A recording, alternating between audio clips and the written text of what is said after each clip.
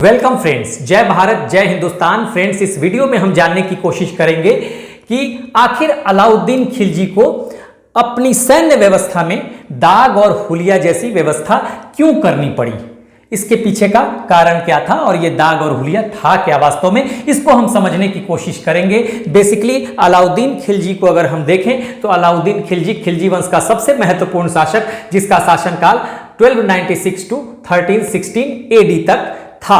ठीक है, यह दिल्ली सल्तनत का एक बहुत ही महत्वपूर्ण वंश है। अगर देखें तो दिल्ली सल्तनत में 5 वंश थे। ठीक है, पहला वंश गुलाम वंश यानी स्लेव डायनेस्टी, दूसरा वंश खिलजी वंश जिसका यह सबसे महत्वपूर्ण शासक है, तीसरा वंश तुगलक वंश, चौथा वंश सैयद वंश और पांचवा और अंतिम वंश लोदी वंश। ठीक है, यहां हम बात कर रहे हैं अलाउद्दीन खिलजी की, किसने कुछ सैन्य सुधार किए और उसमें दाग और हुलिया जैसी इसने व्यवस्था की। अब ये था क्या बेसिकली देखिए, और दाग और हुलिया की व्यवस्था की जरूरत क्यों पड़ी। देखिए, अगर हम अलाउद्दीन खिलजी के राजत्व के सिद्धांत को देखेंगे यानी थियरी ऑफ किंगशिप को देखेंगे तो आपको ये पता चलेगा कि ये एक साम्राज्यवादी प्रवृत्ति का सुल्तान था, यानी इंपीरियलिस्ट था। इंपीरियलिस्ट कौन होता है, साम्राज्यवादी कौन होता है, जो अपने टेरिटरीज का लगातार विस्तार करना चाहता है। ठीक है, एक्सपेंशन चाहता है, जीतते रहना चाहता है क्षेत्रों को। तो ऐसे व्यक्ति को या ऐसे सुल्तान को साम्राज्यवादी कहते हैं या इंपीरियलिस्ट कहते हैं। तो अलाउद्दीन खिलजी एक इंपीरियलिस्ट सुल्तान था और साथ ही साथ आप देखेंगे कि दिल्ली सल्तनत के शुरुआत से ही नॉर्थ वेस्ट से मंगोलों का खतरा दिल्ली सल्तनत पे लगातार बना हुआ था। ठीक है, इधर से दिल्ली सल्तनत पे लगातार मंगोलों का खतरा बना हुआ था। इल्तुतमिश ने शुरुआती दौर में ही थोड़ी चालाकी से मंगोलों का खतरा टाला था। मैंने पढ़ाया था डिटेल, जो वीडियो हमने किया है इल्तुतमिश पे, वहाँ भी बताया। लेकिन प्रारंभ से ही दिल्ली सल्तनत के आप देखेंगे कि मंगोलों का खतरा लगातार बना हुआ था और अलाउद्दीन खिलजी के पहले तक दिल्ली सल्तनत के पास कोई स्थायी सेना नहीं थी, यानी स्टैंडिंग आर्मी नहीं थी। ठीक है, स्टैंडिंग आर्मी का मतलब क्या होता है, सरकार की अपनी सेना। ठीक है, सेंट्रल गवर्नमेंट जो है उसकी एक अपनी सेना होगी सरकार की। इसके पहले जो था वो सामंतों पे बेस्ड होती थी, हाँ, या इक्तादारों पे होती थी। तो इक्तादारों को क्या, इक्तादारों के पास अपनी सेना होती थी और जरूरत के समय वो भेज देते थे लड़ाई में सैनिकों को। इक्तादार क्या होते थे इसको भी समझ लीजिए। बेसिकली क्या होता था आप देखेंगे, इल्तुतमिश ने इस व्यवस्था को एक मजबूत ढांचा दिया था, इक्तेदारी व्यवस्था को। इसने किया क्या था, देखिए जैसे ये जमीन है, इस जमीन के कई भूखंड बना दिए गए। इन्हीं भूखंडों को इक्ता कहा जाता था। देखिए भूखंड बना दिए गए भूमि के और इन्हीं भूखंडों को इक्ता कहा जाता था और यहाँ पर इसके प्रमुख के रूप में इक्तेदारों को बैठा दिया जाता था। तो इक्तेदार क्या करते थे, ये अपनी सेना रखते थे। ठीक है, ये इक्ता व्यवस्था थी क्या, इक्ता व्यवस्था बेसिकली एक रेवेन्यू असाइनमेंट होता था कि इक्तेदार यहाँ पे हैं और यहाँ से वो रेवेन्यू कलेक्ट करेंगे, अपना खर्च निकालेंगे। यहाँ जो इस इक्ते में जो भी ऑफिशियल्स हैं और जो भी सेना है उसका खर्च निकालेंगे और बाकी जो बचेगा वो टैक्स जो है वो सेंट्रल गवर्नमेंट को भेज देंगे। तो पहले इक्तादारों पे सेना होती थी, इक्तादारों पे की अपनी सेना होती थी और युद्ध के समय वो भेज देते थे राजा को या सुल्तान को अपनी सेना। स्थायी व्यवस्था या अस्थायी सेना जैसी कोई चीज नहीं थी, सेंट्रल गवर्नमेंट की अपनी आर्मी नहीं थी। तो सबसे पहले जो सैन्य सुधार उसने किया अलाउद्दीन खिलजी ने, तो एक अस्थायी सेना इसने बनाई, यानी सेंट्रल गवर्नमेंट की अपनी सेना बनाई। ठीक है, तो दिल्ली सल्तनत का ये प्रथम सुल्तान है जिसने अस्थायी सेना बनाई। ठीक है, ये प्रथम सुल्तान आप लिख सकते हैं, डीएस स्टैंड्स फॉर दिल्ली सल्तनत का प्रथम सुल्तान जिसने क्या किया, अस्थायी सेना बनाई। ठीक है ना, डीएस का प्रथम सुल्तान जिसने, तो कहीं पूछा जाए अगर आपसे दिल्ली सल्तनत का वो सुल्तान या प्रथम सुल्तान जिसने अस्थाई सेना यानी स्टैंडिंग आर्मी हिंदी में कहते हैं उसकी व्यवस्था थी की तो अलाउद्दीन खिलजी। क्यों की?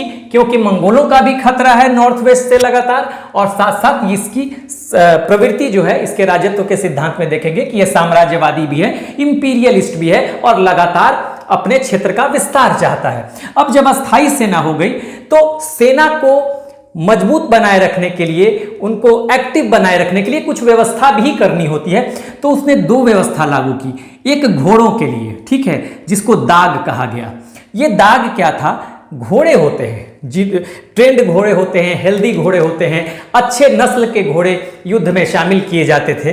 तो उस समय ये डर बना रहता था कि ऐसा ना हो कि कोई घोड़ा को बेच दे, ओरिजिनल घोड़ा को, और दूसरा घोड़ा रख दे वहां पे, या वैसे भी घोड़े को बदल दिया जाए किसी और वजह से।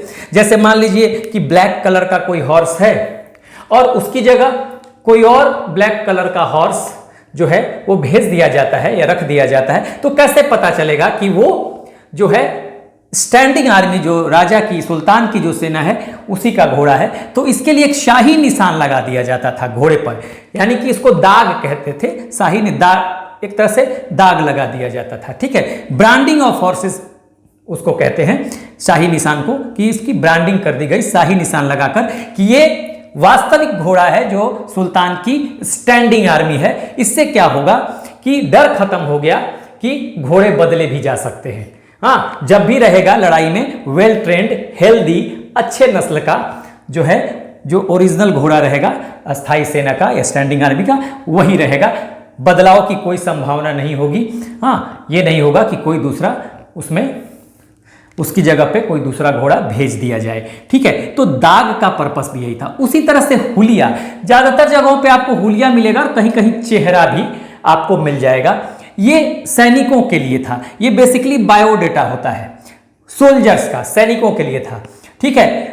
बायोडेटा जैसे आज हमारा आधार कार्ड होता है, पहचान पत्र है, उसी तरह का से सैनिकों का एक पहचान पत्र बनाया जाता था। और इसमें किया क्या जाता था कि सैनिकों का पूरा ब्यौरा रहेगा, उसका डिल डॉल कैसा है, यानी हाइट कैसी है, आंखों का रंग कैसा है, बालों का रंग कैसा है, कंप्लेक्शन कैसा है। हाँ, तो ये सब चीजें, लीन एंड थीन है वो सैनिक जो है, या मजबूत है, वो सब कुछ एक तरह का पूरा पहचान रखा जाएगा, जिसे हुलिया कहा जाता था। और कहीं कहीं आपको चेहरा भी मिल जाए तो आप कंफ्यूज मत कीजिएगा, इसी हुलिया को चेहरा कहा जाता था। और इसका भी यही पर्पस था कि अगर एक सैनिक की पूरी पहचान रहेगी तो सेना में किसी खास सैनिक की जगह किसी और को ना भेजा जा सके। क्योंकि जो भी सैनिक होगा, एक अस्थाई सेना बनाई गई तो वेल ट्रेंड सैनिक होंगे, हेल्दी सैनिक होंगे, एक्टिव एजाइल सैनिक होंगे, ठीक है ना।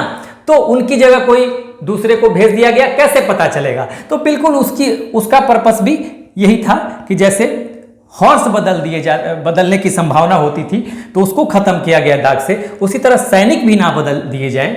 तो हुलिया और चेहरा की व्यवस्था शुरू करके इस डर से भी और इस चीज से भी बचा गया कि भाई कोई दूसरा सैनिक ओरिजिनल सैनिक की जगह ना चला जाए। तो ये व्यवस्था थी, आप पूरी आप देख लीजिए। तो यहाँ पर जो आपको ध्यान रखना है, अलाउद्दीन खिलजी साम्राज्य, अगर कहीं लिखने के लिए भी दे दे तब भी आप लिख सकते हैं कि क्या क्यों उसे जरूरत पड़ी अस्थाई सेना की।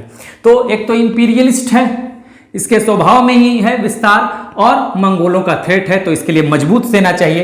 तो राजा की अपनी सेना चाहिए, सुल्तान की अपनी सेना चाहिए, तो ये अस्थाई सेना बना देता है। आपसे पूछा जाए दिल्ली सल्तनत का प्रथम सुल्तान जिसने स्टैंडिंग आर्मी बनाई तो अलाउद्दीन खिलजी। दाग की प्रथा किसने शुरू की?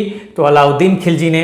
हुलिया की प्रथा किसने शुरू की? तो अलाउद्दीन खिलजी ने। दाग क्या था? शाही निशान लगा दिया जाता था, यानी ब्रांडिंग कर दी जाती थी हॉर्सेस की, ताकि उसकी जगह कोई दूसरा घोड़ा ना भेज दिया जाए। इसी तरह से सैनिकों का पूरा एक बायोडाटा पहचान रखा जाता था, ताकि कोई ओरिजिनल सैनिक की जगह दूसरा सैनिक ना भेज दे। तो ये पूरी व्यवस्था थी। दाग और हुलिया से बराबर सवाल बनते रहते हैं, ये मोस्ट इंपॉर्टेंट पार्ट है। आपको एग्जामिनेशन पॉइंट ऑफ व्यू से मोस्ट इंपॉर्टेंट यहाँ दाग हुलिया किसने शुरू किया। अब सवाल बनेगा दाग और हुलिया किसने शुरू किया? तो अलाउद्दीन खिलजी ने, ठीक है। और स्थायी सेना पहले सबसे पहले किसने बनाई दिल्ली सल्तनत में? तो अलाउद्दीन खिलजी ने। और देखिए ये अस्थायी सेना दाग और हुलिया, ये फिरोज शाह तुगलक के समय ये व्यवस्था खत्म हो जाएगी। ठीक है, फिरोज शाह एफएसटी के समय ध्यान रखिए, फिरोज शाह, सवाल ये भी आ जाएगा कि किसने अस्थायी सेना खत्म कर दी दिल्ली सल्तनत में? तो एफएसटी ने, फिरोज शाह तुगलक ने। अस्थायी सेना भी खत्म हो जाएगी, इसके समय सामंती व्यवस्था आ जाएगी, सैनिकों को वेतन के बदले भूमि दिया जाने लगेगा। ठीक है, अस्थायी सेना नहीं रहेगी और सेना में आपको दाग की व्यवस्था खत्म हो जाएगी, हुलिया की व्यवस्था खत्म हो जाएगी। तो यहां से सवाल दो तरह के बन सकते हैं कि दाग और स्थायी सेना की शुरुआत किसने की? अलाउद्दीन खिलजी। दाग की शुरुआत किसने की? अलाउद्दीन खिलजी। हुलिया की शुरुआत किसने की? अलाउद्दीन खिलजी। अस्थायी सेना किसके द्वारा खत्म कर दी गई? फिरोज शाह तुगलक। ठीक है, एफएसटी के द्वारा, तुगलक वंश का। और दाग किसके द्वारा खत्म कर दिया गया? तो फिरोज शाह तुगलक के द्वारा। हुलिया किसके लिए किसके समय खत्म कर दिया गया या किसके द्वारा खत्म कर दिया गया? तो फिरोज शाह तुगलक के द्वारा। ठीक है, दाग किसके लिए था? घोड़ों के लिए। हुलिया किसके लिए था? सैनिकों के लिए। ठीक है, तो ये पूरा का पूरा एक महत्वपूर्ण टॉपिक था जिसे मैंने कवर कर दिया है। आप एक बार लीजिए screenshot. So this is the end of the video. Do like, share and subscribe. Take care. Keep smiling. जय हिंद।